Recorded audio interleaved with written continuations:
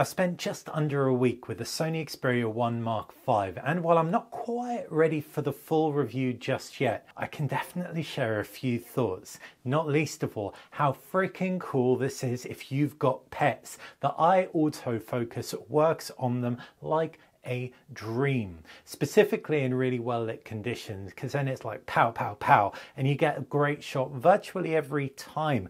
If it's slightly darker indoor conditions, we had a roughly 10% success rate, and that was when we were taking pictures of a kitten, which notoriously is a difficult subject to take a photo of.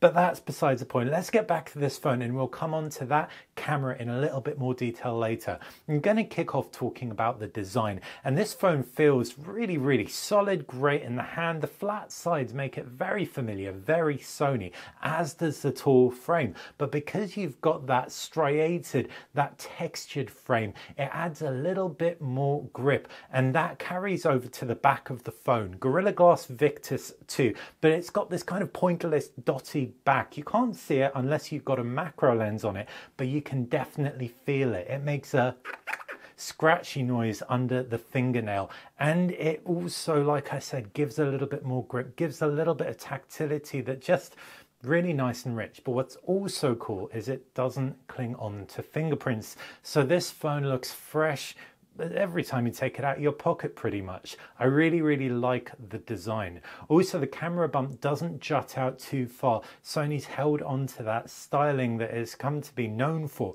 And at the base, that USB-C port is alongside a SIM card tray and a micro SD card tray that can be pulled out with a fingernail. You do not need a SIM eject tool. Up at the top, 3.5mm headphone jack, audio files, rejoice, and naturally, you've also got support over wireless for LDAC audio codec. So while Sony's keeping it traditional, isn't shaking it up too much, they've done just enough to make the Xperia 1 Mark V stand out in a good way. And on the front of the phone is that screen. You've got no notches, no hole punches. You've just got 6.5 inches of 21:9 4K HDR OLED goodness with a 120 Hz refresh rate. Now, this is actually my first point I'm going to complain a little bit about. The competition with 120 Hz refresh rate offers dynamic panels with some power saving benefits. Those LTPO panels, some can go from 1 right through to 120, though they don't from what I've seen, and others you can manually set to 60, 90, 120 Hz. You can set it to 60 or 120 Hz, but nothing in between. I didn't struggle too much with the screen brightness. After all, I live in London in the UK, and it didn't get super sunny in my time with the phone. However, brightness is virtually identical to the Xperia 1 Mark IV, so if you have used the 1 Mark IV and you feel it could be a little bit brighter, you're not going to get a brighter panel here. But if you are indoors, you're watching a movie on this, or even out and about in artificial lighting, the screen looks so good. The dynamic range really comes through. I mean, it's too sharp for the human eye to really clock a pixel anyway, but it looks very nice and crisp. I was happy watching full HD content on it. I didn't feel it needed to be 4K. I would have been very happy with a 2K screen on here. Again, additional power saving benefits. Having said that though, I didn't feel the screen left me wanting, except for in that refresh rate situation where I would have been happy with a few more battery saving benefits. Moving on to performance, and I've been super impressed with how the Xperia 1 Mark V's handled heat, specifically when video recording in ambient temperatures of between 18 to 22 degrees. And this is when the phone's out in an airy environment, not in a pocket or coming straight out of a pocket. I was able to get a 4-hour 4K video shot at 30 frames per second in basic mode. I fired up Video Pro after that, charged it up, and I was able to get a 3-hour video shot at 60 frames per second. I'm not kidding you.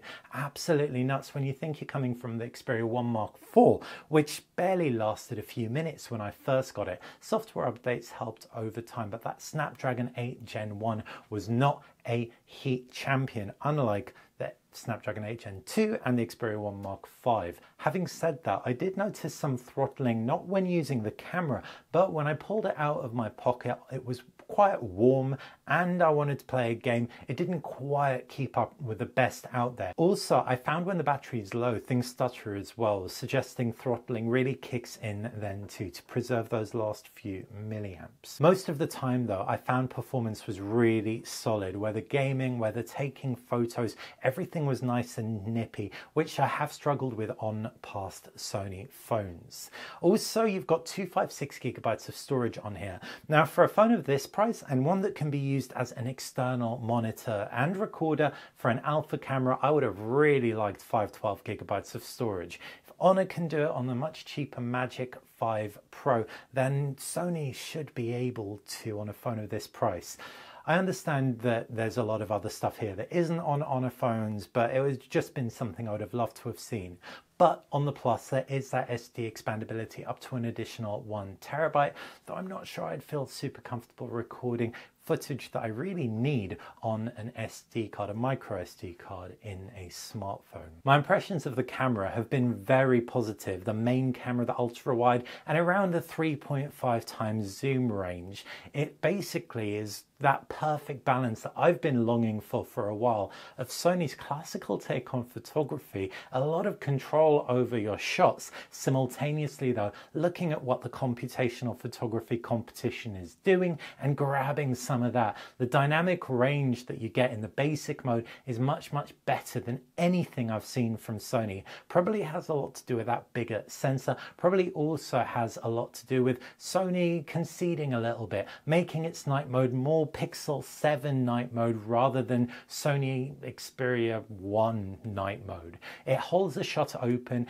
and it's able to pull out shadow details. Now this isn't going to do what Apple or Google or Huawei does and turn night into day completely, but it definitely is a step in the right direction for me personally as an occasionally lazy photographer who doesn't always want to dive into manual settings, can't get their phone on a tripod, but simultaneously wants to pull out detail from their shots even at night.